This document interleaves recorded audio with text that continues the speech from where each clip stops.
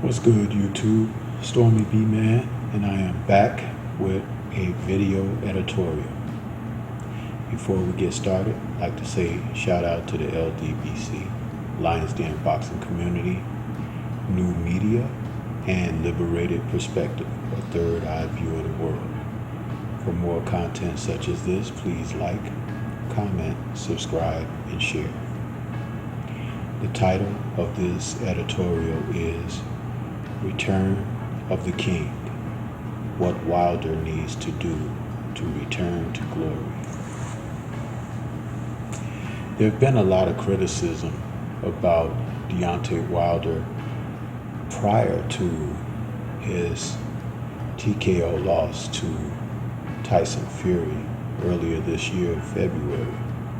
And with the third match of the trilogy on the horizon for December, people are looking at Wilder with suspect eyes because they haven't been able to hear from the champ or know what's going on with him psychologically, or whether or not he's in a place where he'd like to talk about the loss.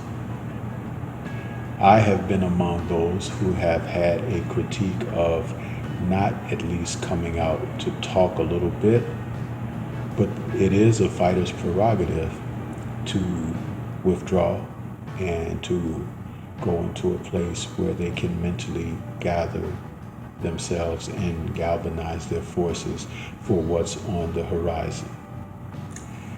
That being said, as I look forward to this fight, it is a winnable match for the former champion.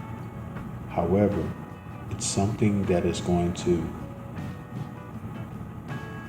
be acknowledged as far as him going back to his roots. The roots of how he became a successful fighter to begin with, and that goes back to his amateur career. Deontay is one of those who have came to the sport with a lot of athleticism and talent, but he didn't have necessarily a lot of the tools of the trade, seeing that he came to the sport later than most. I mean, he was already a young adult male at the age of 18, coming into boxing. So there were a lot of things that he may not have picked up along the way, but he was a fast learner to be as successful as he was. And then becoming a professional fighter, he rose to the top of the sport in a manner that wasn't seen really at heavyweight before, with victories over fighters like Audley Harrison and Sergey Legovich, Malik Scott, Romain Stavern, Eric Molina, Johan Duhaupas, Artur Spilka, Chris Arreola, and then Dominic Brazil.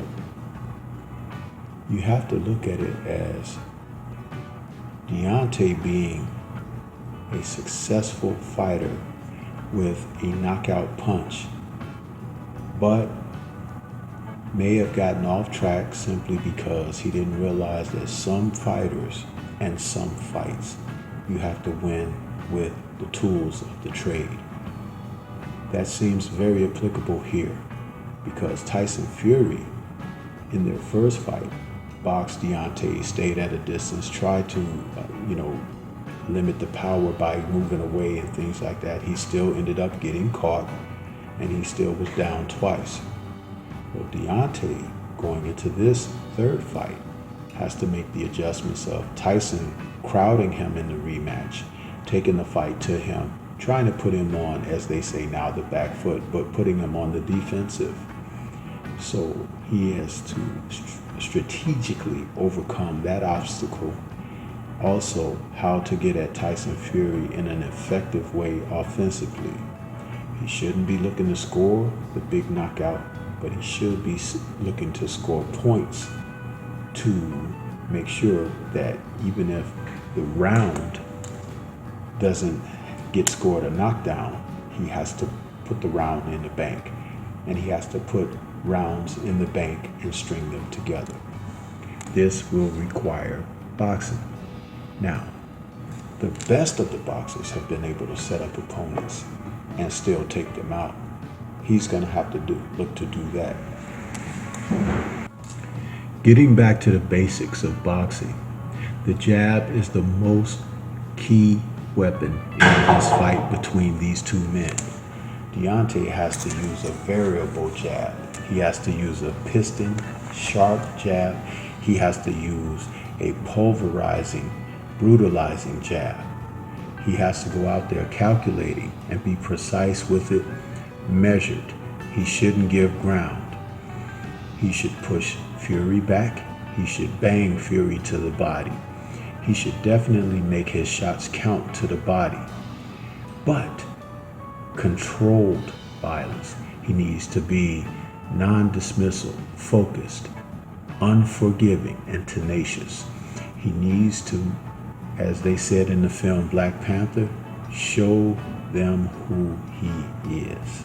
Okay? And when I say them, that means Fury and his cornermen, because it's obvious that they didn't think that he had the boxing acumen to deal with matters. I think Deontay just found himself a little bit taken back and caught off guard. But by focusing, by coming out with a renewed, reinvigorated determination, he can turn this around. And it'll be a mere footnote, okay, and not something that defines. But he has to do it under discipline, okay? And boxing, when you get into a rhythm, becomes easy. He has to establish the pace. He has to set the pace. And he's more than capable of doing these things. It's scientific. It's not physics, but it is scientific. The thing that I would like to see Deontay Wilder do most is work behind that jab. If he can do that, many great things can come behind that. This is something that I'm sure he's working on, but he does have to execute it. Leaving it in the gym does no good for anyone. What are your thoughts? I look forward to this trilogy, and I look forward to seeing the new wrinkles that the former champ brings out in this fight. This is Stormybman. Please leave comments and we can discuss. Still got a few months to go before the fight comes. But until the next time we speak, stay safe, stay primed, honed, and ready to go. And we'll talk again soon. Peace.